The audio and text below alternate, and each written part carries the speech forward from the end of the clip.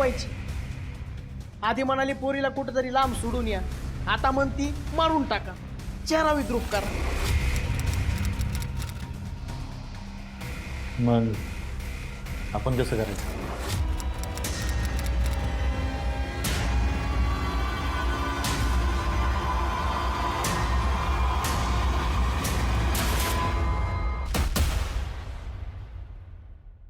नमस्कार, मी Abhijit Khandekar. City crime विशेष शृंखलेमध्ये तुम्हा सगळ्यांचं स्वागत करतो. आपण पाहत आहात क्रिमिनल्स, चाहूल गुन्हेगारांची. प्रत्येक स्त्री हे देवीचंच रूप असतं असं आपण म्हणतो, पण मग ही स्त्री कोण होती जिने एका 6 वर्षाच्या निरागस मुलीला मारायची सुपारी दिली होती? त्या मुलीच्या नजरेतली भीती खूप काही सांगून जात होती. काय होता हा नेमका प्रकार आणि हा सगळा प्रकार कुठून सुरू झाला होता? चला पाहूया.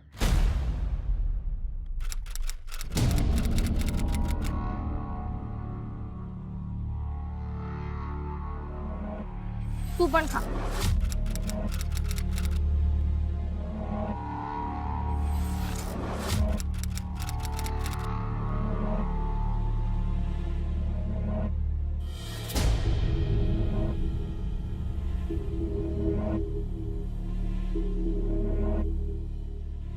मदन, थोडा धीर धर ना.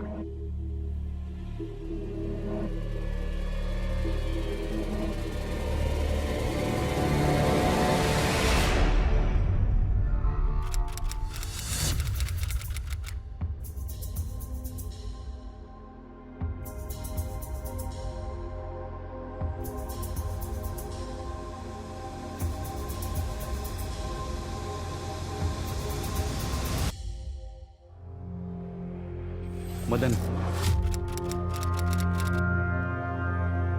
खरं तर आम्हाला सखीचं लग्न खूप थाटामाटात करायचं होतं, पण नाही जमू शकलं. मी समजू शकतो, पण माझ्या मोठ्या भावाच्या जाण्याने आमच्या घरावर फार मोठं संकट कोसळलं होतं आणि वहिनी तर त्यातून अजून सावरू शकली नाहीये. खरं तर या सगळ्या प्रकारामुळे मदन भाऊ एवढ्यात लग्न करायलाच तयार नव्हते, पण मीच राजी केलं त्यांना.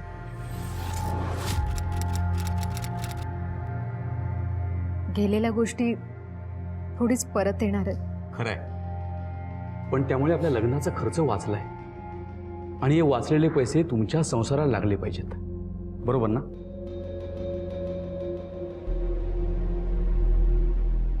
अरे घे. हे काय? हा आहे ब्लँक चेक. याच्यावर तू तुला हवी तेव्हा आणि हवी तेवढी रक्कम टाक. बाबा, अहो याची खरंच काही गरज नाही आहे. म्हणजे सखी माझ्यासोबत आनंदात राहील याची मी ग्वाही देतो तुम्हाला. आमच्याकडून छोटीशी गिफ्ट राहू द्या.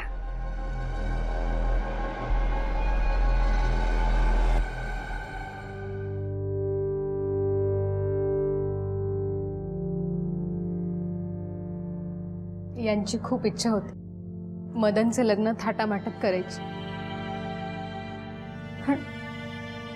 अहो वहिनी, दादा देशासाठी लढता लढता शहीद झाले. सगळ्यांच्याच नशिबात असं भाग्य नसतं. बाकी काही नाही ग, तिची काळजी वाटते. वहिनी, अगं तू आता काहीही काळजी करू नकोस. सखी आली आहे ना, आता सगळं ठीक होईल बघ. आता आमच्या बबली दीदींसोबत मी खूप खूप खेळणार आहे. हो की नाही? हो की नाही?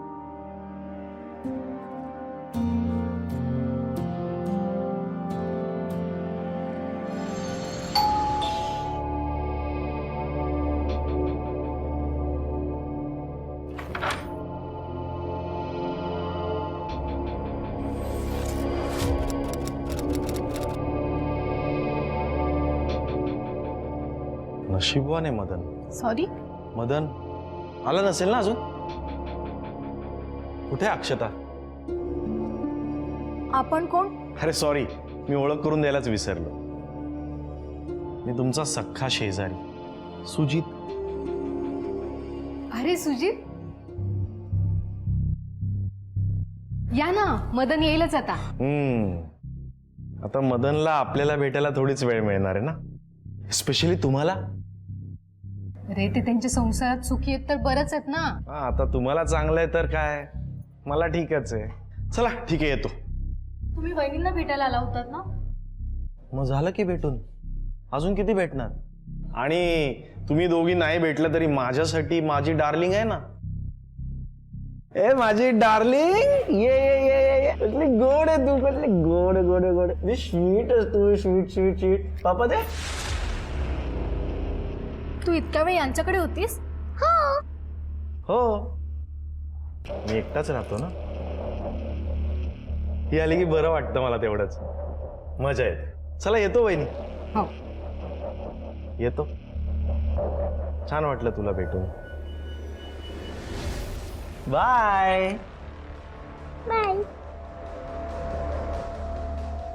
अगं त्याचं मनावर घेऊ नकोस, तो तसाच आहे.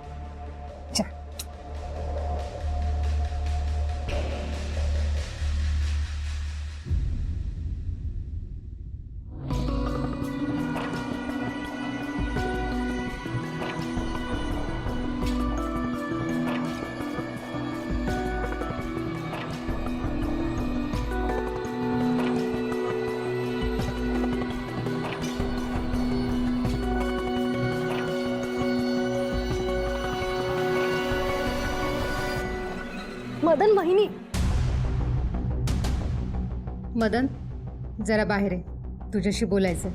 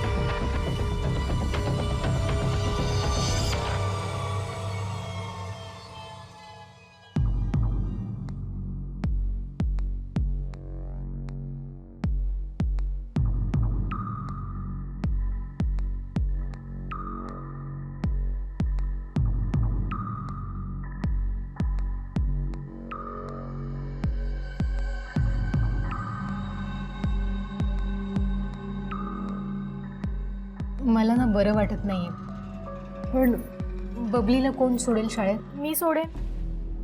नाही नको, मी ऑफिसला जाताना सोडेल तिला. मला तसंही शॉपिंगला जायचंच होतं. मी येते बरोबर. ठीक आहे, चला.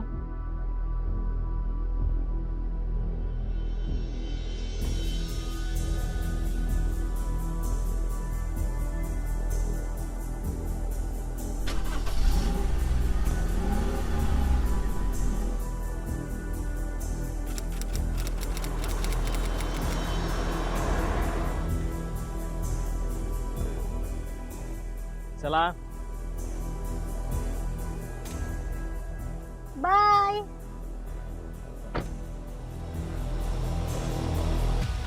आईने दिलेला डबा पूर्ण खायचा, परत आणायचं नाही, कळलं? आणि क्लासमध्ये लक्ष दे. Bye bye.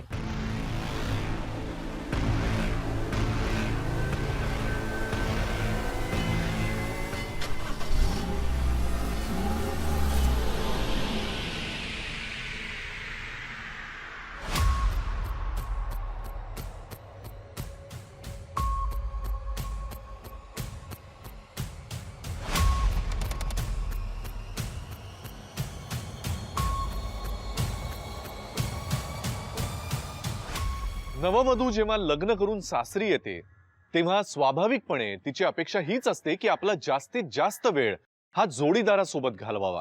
सखीला देखील असंच वाटत होतं आणि यामध्ये चुकीचं काहीच नाही.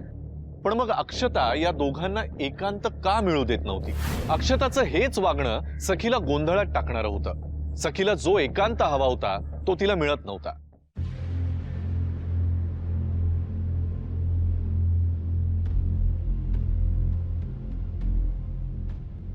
वहिनी, बरं वाटतंय ना आता?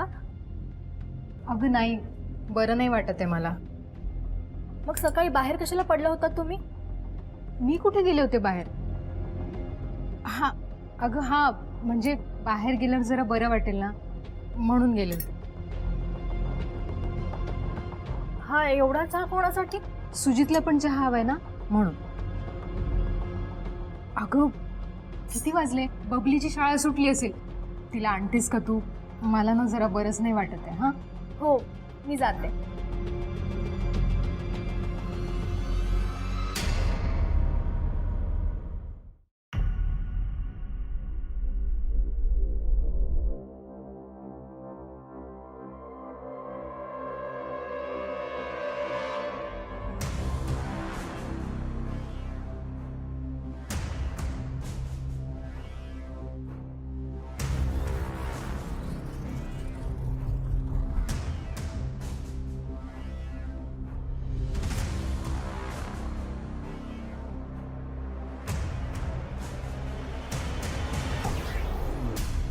हॅलो बहिणी, बबली आली आहे का घरी?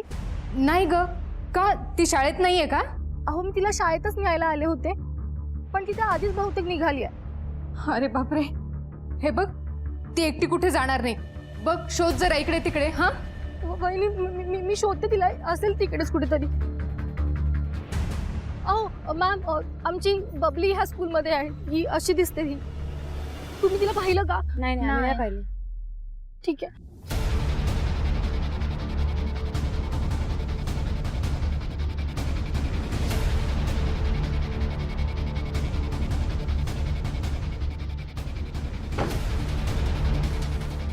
सखी, सखी,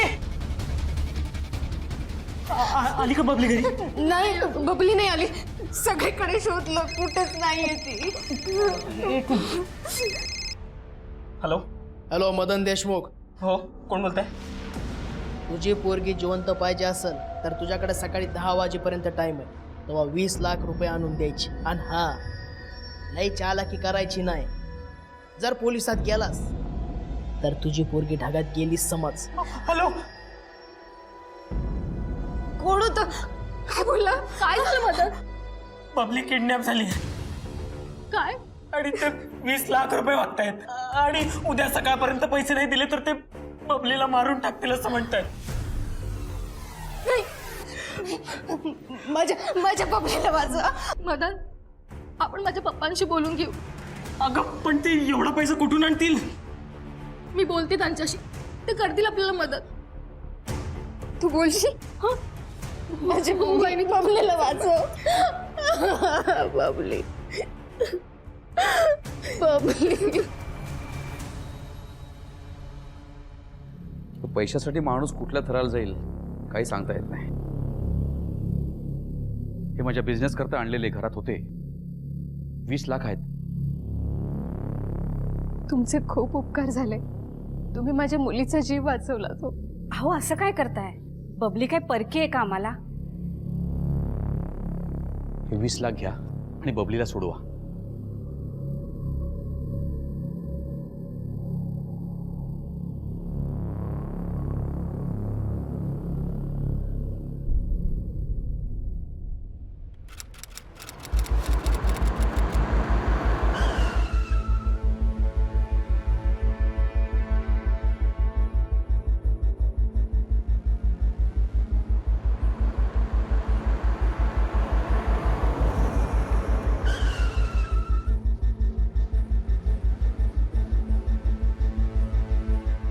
पैसे द्या आधी. चाल.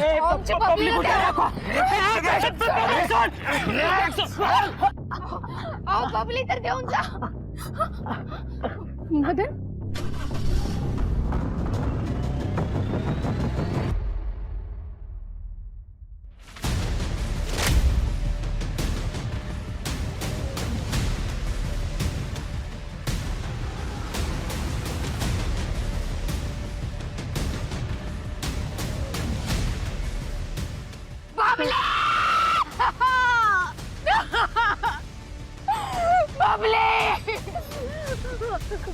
बबली.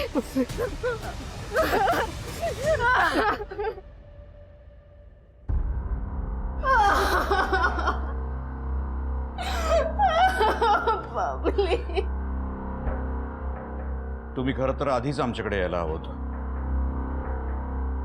सर, त्यांनी धमकी दिली होती. पोलिसांना सांगितलं तर ते बबलीला मारून टाकतील. तुम्ही? मी मदन. बबली माझी पुतणी आणि ही वहिनी.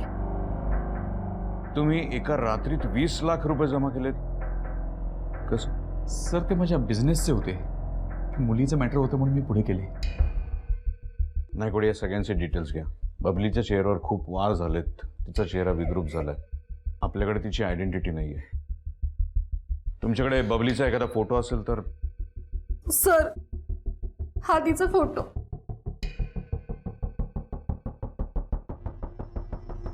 बरं मला सांगा, बबलीला शाळेतून आणायला न्यायला कोण जायचं? मीच जायची, पण मला काल बरं नव्हतं म्हणून सोडायला आणि आणायला मी गेले होते सर. आणि तुम्ही शाळेत गेला त्याच्या आधीच बबली तिथून गेली होती? हो, कोणाबरोबर?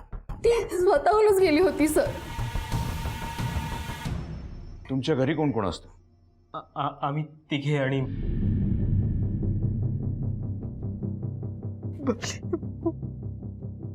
ठीक आहे, तुम्ही आत्ता सगळे घरी जा. आम्हाला काही माहिती विचारायची असली किंवा तपास करायचा असला तर आम्ही तुमच्या इथे येऊच.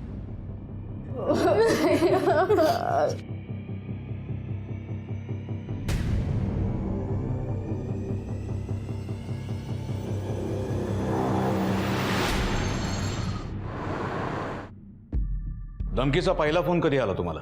काल संध्याकाळी. तेव्हा तुम्ही सगळे घरी होता?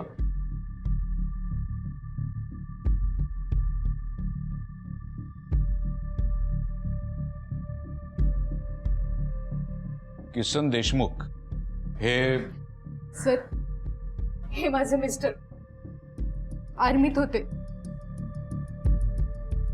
तुम्हाला कोणावर संशय आहे? बबली तुमच्या व्यतिरिक्त आणखीन कोणाबरोबर राहायची? सुजित, त्याचं वागणं काहीसं विचित्रच होतं. विचित्र म्हणजे? मी त्या दिवशी बबलीला त्याच्यासोबत पाहिलं. डोळे उघड. आता आपण नेक्स्ट आसन शिकणार. हा, तशी स्मार्ट गर्ल आहेस तू, लगेच शिकशील. आता योगासन मध्ये ना पुढचं आसनाचं झोप. Very good. आता दोन्ही हात असे मागे. Very good. आता दोन्ही पाय वर घे असे. हा, आता हळूहळू कमरेपासून स्वतःला वर उचलायचं. हळू, हा एकदम. Very good. काय चाललंय तुमचं? बबली बेटा, उठ तू, इकडे ये. काय झालं? लाज नाही वाटत तुम्हाला लहान मुलीशी असं वागताना? ए, तू मला नको शिकू लहान मुलांची कसं वागायचं ते. बबली बेटा, चल. बेशरम, डोक्यावर परिणाम झालाय का तुमच्या? हो, डोक्यावर परिणाम झालाय माझ्या. झालाय माझ्या डोक्यावर परिणाम. ये तुला पण शिकवतो. शी, माझ्यापासून लांब राहायचं हा. बबली बेटा, या माणसाकडे पुन्हा कधीच यायचं नाही तू. चल. ए, तू काय सांगते का? हे हिचं ऐकायचं नाही. रोज क्लासला यायचं. हा, सुट्टीला टाकायची. यायचं योगासन. निर्लज्ज माणूस. चल बेटा, पुन्हा यांच्याकडे कधीच यायचं नाही तू. चल. सुजित राहतो कुठे? इथेच आमच्या शेजारी. सर, मी आजूबाजूला शेजाऱ्यांकडे चौकशी केली. बबलीला किंवा यांच्या फॅमिलीला फारसं कोणी ओळखत नाही. तुम्ही इथं कधीपासून राहताय? 5 महिने झाले असते.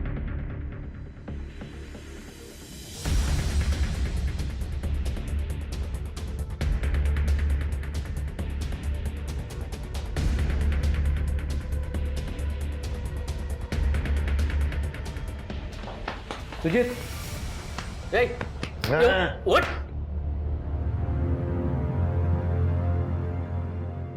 उठ. बरं, चल सांगतो काय झालं. घेऊन चला याला लवकर शुद्धीत आणा. चला. काय झालं? चल सांगतो.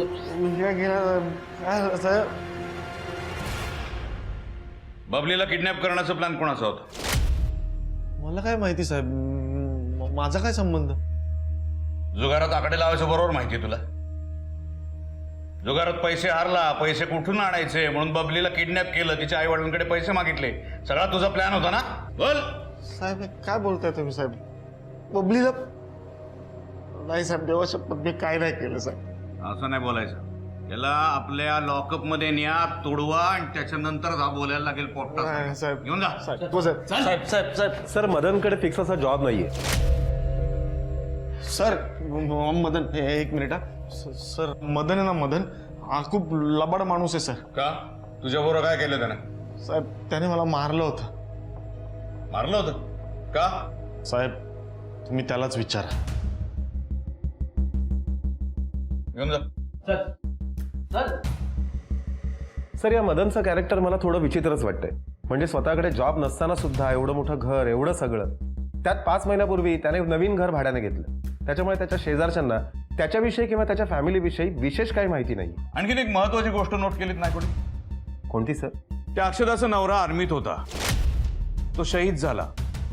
त्या घरामध्ये फक्त त्याचा एक फोटो आहे. बाकी आर्मीत असल्याच्या काही खाणाखुणा नाहीत, एकही मेडल नाही. असं कसं? सर त्याविषयी मी माहिती मागवली आहे, लवकरच काय ते स्पष्ट होईल. आणखीन एक गोष्ट म्हणजे मदनच्या लग्नाला आत्ताशी 3 महिने झाले, पण 5 महिन्यांपूर्वी मदन आणि फॅमिली इथे राहायला आली.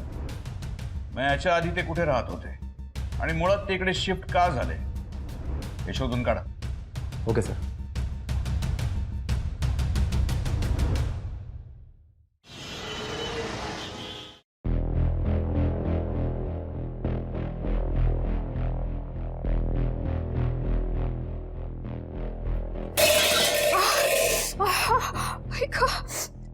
अगं सांगायचंच तरी ना, मला काय माहित तुम्ही तिकडे जाणार होता. नाही ना कळून ना काढायला करतेस. म्हणजे काय झालं? मला मारून टाका आणि मग विचारा. वहिनी तू तर बोलूच नकोस ग. तू ना एक एक करून आमचा काटा काढायला निघालीस.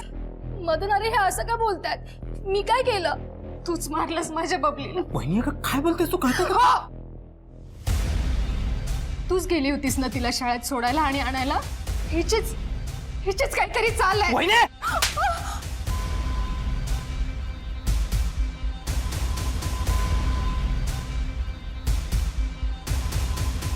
कळतंय मला काय चाललंय ते तुमचं.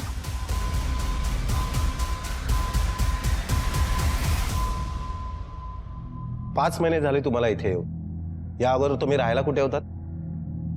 सर तुम्ही मगापासून मीच आरोपी असल्यासारखे का प्रश्न विचारताय? बघा ते आमचं काम, आणि जे प्रश्न मी तुम्हाला विचारेल ती उत्तरं तुम्हाला द्यावीच लागतील. बोला, तुझीतलं का मारलं? 1 नंबरचा नशेबाज निर्लज्ज माणूस आहे तो. वहिनीच्या मागे मागे करायचा.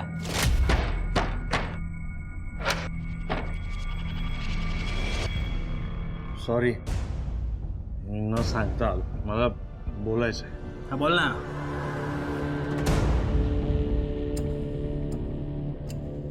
तिचं काय? तिचं काय? हा म्हणजे म्हणजे काय? म्हणजे तू लग्न केलंस, तिच्या फ्युचरचा विचार केलास? ते आयुष्यभर असं पांढरं कपाळ घेऊन फिरणार? हे बघ, तो आमचा फॅमिली मॅटर आहे, कळलं? तुला त्यात मध्ये मध्ये करायची गरज नाही. चल ए फॅमिली मॅटर. मी तुझ्यासाठी मुलगा बघितलाय. हा, तुला काळजी करायची गरज नाही. चल चल. चुप. मी मुलगा, मी लग्न करणार याच्याशी. मी लग्न करणार याच्याशी. मी नाही सोडणार हात तिचा. मी लग्न करणार याच्याशी. मी लग्न करणार. चल. मीच आहे मुलगा. मी लग्न करणार याच्याशी. मीच मुलगा आहे. घरातून हाकलून लावल्यावरही निर्लज्जासारखा परत परत यायचाच. पण साहेब तुम्ही एवढी चौकशी करताय, त्याने काय होणार आहे? बबली येणार आहे का परत? बरं मला एक सांगा, तुमचं आणि सखीचं लग्न कसं काय जुळलं? तूच सांग आता. आमची सोशल मीडियामुळे मैत्री झाली. मला यांचं प्रोफाईल खूप आवडलं. हळूहळू आमच्या भेटीगाठी वाढल्या आणि आमचं ट्युनिंग इतकं चांगलं होतं की 1 महिन्याच्या आतच आम्ही लग्नाचा निर्णय घेतला. बरं, ज्या दिवशी बबली गायब झाली नेमकी त्याच दिवशी तुम्ही बबलीला शाळेत सोडायलाही गेला होतात आणि आणायलाही गेला होता. हा केवळ योगायोग समजायचा की? कमाल आहे तुमची साहेब, खरंच कमाल. त्यांना बोलू द्यात. बोला. मला काहीच माहित नाही. बरं, तिथे दुसरं असं कोणी होतं का जे बबलीला ओळखत होतं? तसं तर कोणीच नव्हतं. पण हा, ती खेळणेवाली बाई होती. खेळणेवाली बाई? हो, ती बबलीच्या पाठोपाठ आमच्या घरापर्यंत आली होती.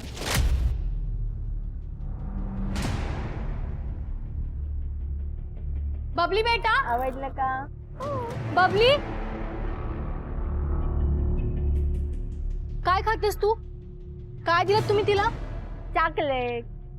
बबली बेटा, तुला सांगितलं ना, असं कोणी काही खायला दिलं तर ते घ्यायचं नाही म्हणून. थूक ते बघू, थूक. अगं नाथ आहे ती माझी. चल, तुला हे हवंय का? हा. किती झाले याचे? असू दे, तिला माझ्याकडून भेट.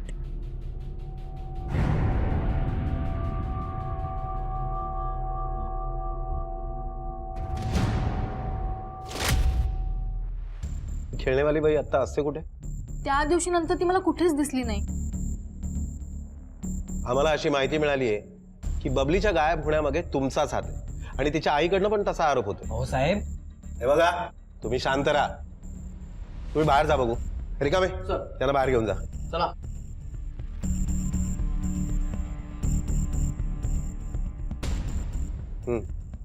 साहेब, मला त्या बाईतच प्रॉब्लेम वाटतो. कधी कधी खूप वेड्यासारखी वागते. कधी काय बोलेल ना याचा नेम नाही. खरं आहे तुमचं. कधी कोण काय बोलल याचा खरंच नेम देता येत नाही. तुमचा तरी नेम कुठे सांगता येत नाही.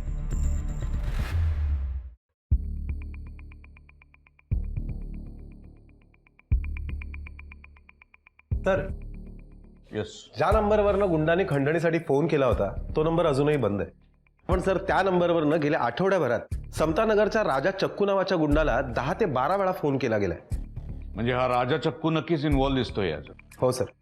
सर, अजून एक गोष्ट, ज्या दिवशी बबलीचं किडनॅपिंग झालं त्या दिवशी बऱ्याच लोकांनी बबलीला खेळण्यावाल्या बाईबरोबर बघितलं होतं.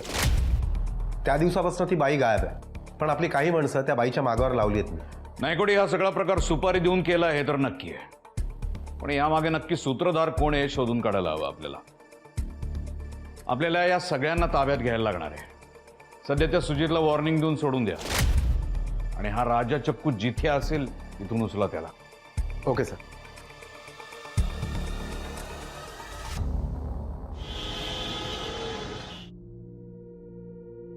सॉरी सखी. अगं, बबली गेल्यापासून मला काहीच कळत नाहीये ग. का? काय झालं? मी तुला वाटेल ते बोलले ग. मला माफ कर. नाही नाही, तुम्ही असं काही वाटून घेऊ नका. अहो, बबलीच्या जाण्याने आपल्या सगळ्यांनाच खूप दुःख झालं. तुम्ही शांत व्हा बघू. मी काय म्हणते, या गोष्टीपासून लक्ष बाजूला जावं म्हणून मी काही दिवस माहेरी जाऊन येते. ठीक आहे, जसं तुला ठीक वाटेल. आणि तुम्हाला पण एकांत मिळेल ना. तू बॅग भरायला घे. मी उद्या सकाळी वहिनीला तिच्या माहेरी सोडून येतो. ठीक आहे. पोलीस या केसचा सगळ्या बाजूनी विचार करत होते. बबलीला किडनॅप करून मारून टाकण्याचा कट कुणी आणि का रचला होता याबद्दलचे पुरावे मात्र अद्याप हाती लागले नव्हते. पण याच दरम्यान एक महत्वाची माहिती पोलिसांसमोर आली आणि संपूर्ण तपासाची दिशाच बदलली.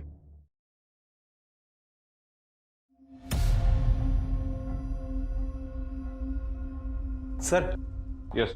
भारतीय सैन्य दलाच्या मराठा बटालियनकडनं काही डॉक्युमेंट्स क्रॉस चेक केल्यावर कळलं किसन देशमुख नावाचे 2 जवान भारतीय सैन्य दलात कार्यरत होते. पण त्यापैकी कोणाचेही डॉक्युमेंट्स अक्षताने दिलेल्या तिच्या नवऱ्याच्या डिटेल्सशी किंवा फोटोशी मॅच होत नाहीये. पण नायकोडी, शहीद झालेल्या जवानांची माहिती आपल्याला लगेच मिळू शकते. तेच तर सर. आणि संपूर्ण माहिती काढल्यावर कळलं की किसन देशमुख नावाचा कोणताही जवान अतिरेक्यांच्या हल्ल्यात शहीद झालेलाच नाहीये. म्हणजे ही अक्षता आपल्याशी खोटं बोलते की काय? सध्या तरी तसंच वाटतंय सर.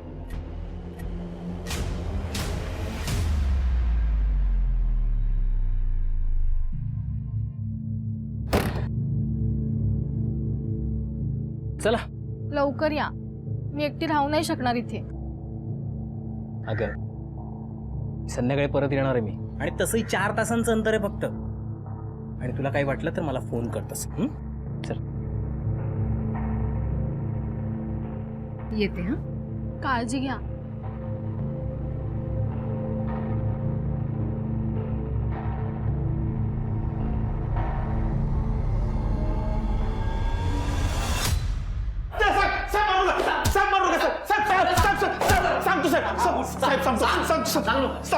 सांगतो. बोल लवकर सर. साहेब, मी काय नाही केलं. बंटीनं काम दिलं होतं. कुठलं काम? मुलीला उचलायचं. मी मुलीला उचललं आणि बंटीबाईच्या माणसांकडे सोपवलं. सुपारी कोणी दिली होती? साहेब, खरं सांगतो, सुपारी कोणी दिली मला माहिती नाही, पण कोणीतरी बाई होती.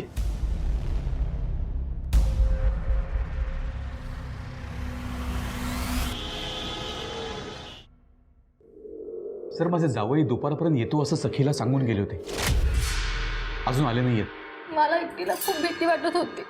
म्हणून मी पप्पांना बोलावून घेतलं आणि यांचा नंबर पण लागत नाहीये. जाताना तुम्हाला सांगून गेले ते कुठे जातोय म्हणून? हो, अक्षता वहिनींच्या माहेरी. म्हणजे कुठे एक्झॅक्टली? अक्षता वहिनींचं माहेर कुठे काही माहित नाही आणि वहिनींचा पण फोन लागत नाहीये. लग्ना अगोदर तुम्ही त्यांच्या फॅमिलीची इन्फॉर्मेशन घेतली होती का? म्हणजे हे बघा, आमच्या हाती जी माहिती लागली आहे त्यानुसार अक्षदा आणि मदन काहीतरी लपवत आहेत. मला सांगा, या अक्षदाचा नवरा आर्मीमध्येच होता? हो सर, म्हणजे यांच्या लग्ना अगोदरच ते शहीद झाले. म्हणूनच ॲक्च्युली आम्हाला लग्न पण खूप साध्या पद्धतीने करायला लागलं. ते शहीद झाले हे तुम्हाला त्यांनीच सांगितलं, म्हणजे अक्षदा आणि मदननी, राईट? हो सर, पण ते का खोटं बोलते? हे बघा, आर्मीकडून आम्ही माहिती मिळवली. किसन देशमुख नावाची कोणतीच व्यक्ती अतिरेक्यांच्या हल्ल्यात शहीद झालेली नाहीये. निदान गेल्या 5 महिन्यात तरी अशी कोणतीच व्यक्ती शहीद झालेली नाहीये. सो आम्हाला वाटतं ते खोटे बोलतायत. नायगोडी, मदन आणि अक्षता दोघांचे मोबाईल लोकेशन ट्रेस करा. Okay sir.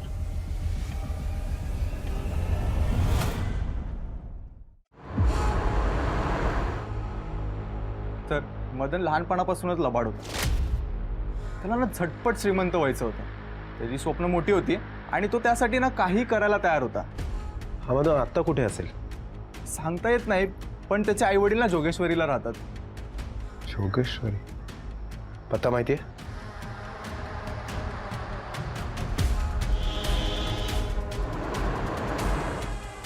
अहो साहेब, आमच्यासाठी मेलाय तो कधीच. त्याचा पुन्हा विषय काढू नका. हे बघा, असं बोलून त्याच्याविषयी माहिती सांगणार तुम्ही टाळू शकत नाही. कशाला हवी आहे माहिती पण? मॅडम, तुमचा मुलगा 2 दिवस झाले बेपत्ता आहे. आम्ही त्याला शोधतोय, त्याचा फोनही लागत नाही. सो प्लीज सांगा आम्हाला. साहेब, आम्ही केवळ त्याला जन्म दिला म्हणून तो आमचा पोरगा, नाहीतर आम्हाला वाऱ्यावर सोडून कधीचा निघून गेलाय तो.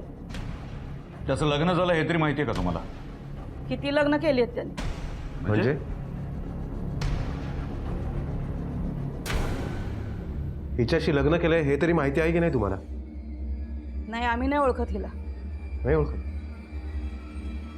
आणि हिला? हीच साहेब, हिच्याशीच लग्न करून वाट लागली सगळ्याची. आई बापाला सोडून निघून गेला.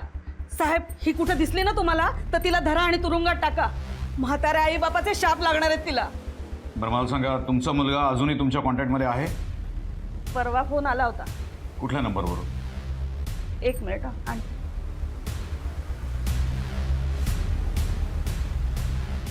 हे बघा, या नंबर. लँडलाईन नंबर आहे, डिटेल्स काढा. आणि आम्ही इथे येऊन गेलो हे तुमच्या मुलाला अजिबात कळता कामा नये. नाही कळणार साहेब.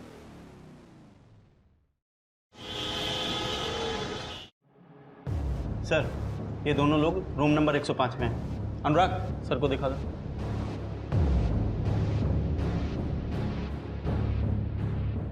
रूम तर उघडी दिसते.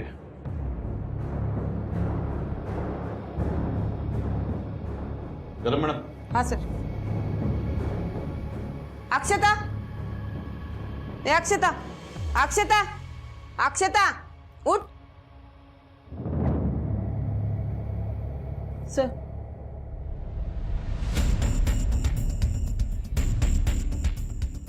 पोस्टमार्टमला पाठवा. Yes sir.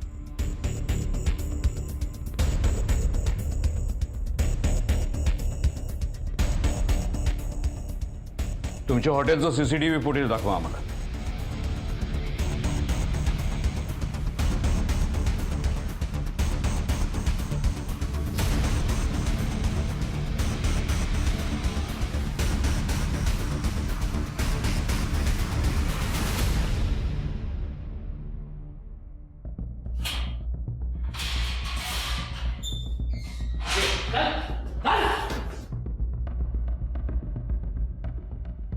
बोला, कुणी कोणाला सुपारी दिली नक्की? बंटीने दिली. अरे बंटी, हो साहेब, मीच फोन केला राजाला. आणि तुला कोणी सुपारी दिली होती? बाईचा फोन आला होता साहेब. आधी म्हणाली पुरीला बाहेर सोडून या, मग म्हणाली मारून टाका, चेहरा ओळखू यायला नको. ही होती? नाही साहेब, नाव आणि चेहरा नाही माहिती. असं नाही ऐकायचं. रिकामे घ्या आला.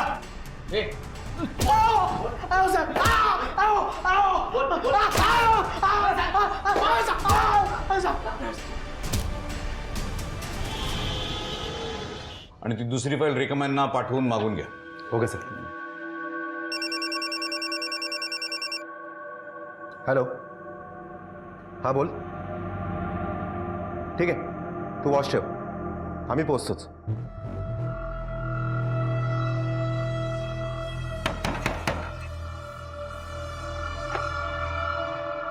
ए म्हातारे, कुठे म्हातार? अरे चायला, ए म्हाताऱ्या, चायला तुझ्या कधी करतोय घर नावार?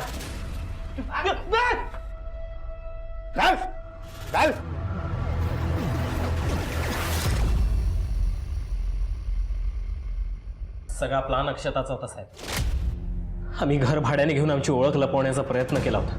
ऑनलाईन मुलींना लग्नाची मागणी घालून त्यांना जाळ्यात फसून आम्ही पैसा आणि दागिने घेऊन पसार व्हायचो.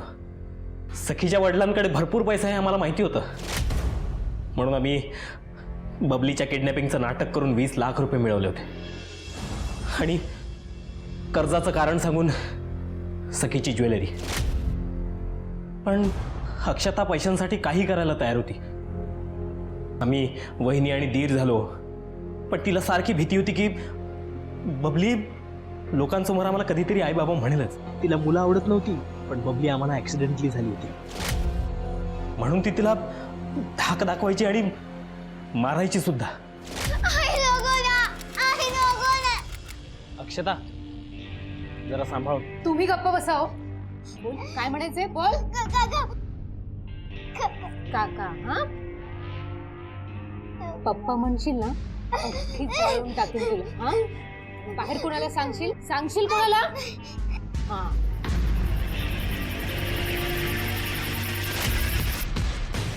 सखीशी लग्न करण्याचा प्लान सक्सेस झाला आणि बबलीच्या किडनॅपिंगचा सुद्धा. पण अक्षताला सारखी भीती होती की बबली आम्ही तिचे आई वडील आहोत हे नक्की कुठेतरी सांगेल, म्हणून तिने गुंडांना बबलीला मारण्याची सुपारी दिली होती. अक्षताला कोणी मारलं? अक्षता एवढी विक्षिप्त होती की उद्या पैशांसाठी ती मला सुद्धा मारायला मागे पुढे करणार नाही हे मला माहिती होतं, म्हणून मीच तिला मारलं.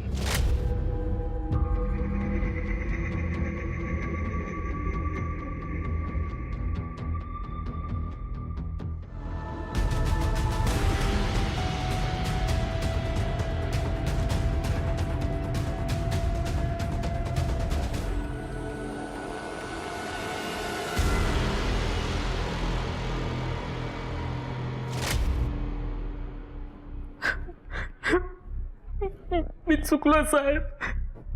पैशांसाठी मी स्वतःच्या मुलीच्या जीवाची सुद्धा पर्वा नाही केली साहेब. पैशाच्या अतिलोभामुळे विकृती तयार होते माणसाच्या मनात, आणि त्याच्यातून क्रिमिनल्स प्रवृत्ती वाढीस लागते, आणि मग स्वतःबरोबर इतरांचंही नुकसान करतो माणूस. आणि तू तेच केलंस. अनेक जणांचं नुकसान केलंस तू आणि तुझ्या बायकोनी. तुला याची कठोरात कठोर शिक्षा मिळेल याची पूर्ण काळजी घेईन मी. अक्षता तर मेलीच, तिचा नवरा मदन तुरुंगात गेला, त्याच्यामुळे एका निरागस मुलीचा जीव गेला आणि सखी सारख्या एका तरुणीचं आयुष्य बर्बाद झालं. कुठल्याही गोष्टीचा हव्यास हा अखेर विनाशाकडेच नेतो, त्यामुळे सावध राहा. आपल्या हातून कळत नकळत कुठली चूक होणार नाही याची शक्य तेवढी दक्षता घ्या. सिटी क्राईम विशेष शृंखलेमध्ये मी अभिजित खांडकेकर तुम्हा सगळ्यांची रजा घेतो. पुन्हा भेटूया एका नवीन गुन्ह्यासह नवीन भागात. पण तोपर्यंत तुम्ही स्वतःची आणि आपल्या कुटुंबियांची काळजी घ्या. धोका अजूनही टळलेला नाहीये, त्यामुळे घराबाहेर पडताना मास्क आणि सॅनिटायझरचा वापर नक्की करा. पाहत रहा क्रिमिनल्स, चाहूल गुन्हेगारांची. जय हिंद, जय महाराष्ट्र.